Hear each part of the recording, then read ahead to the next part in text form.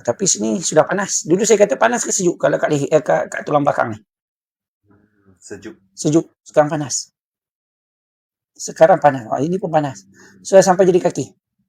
Ada. Okay. Okay, sahabat-sahabat boleh dengarkan ke suara saya? Hari ni kita buat urutan bioenergetic meridian massage. Yang ketiga kan?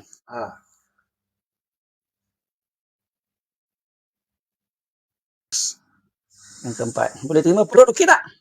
Boleh. Boleh. Dia pergi perut tau. Ada sikit. Ada sikit So kita buat Fohao bioenergetic meridian massage. Sampai perut. Ini sampai perut depan. Ini you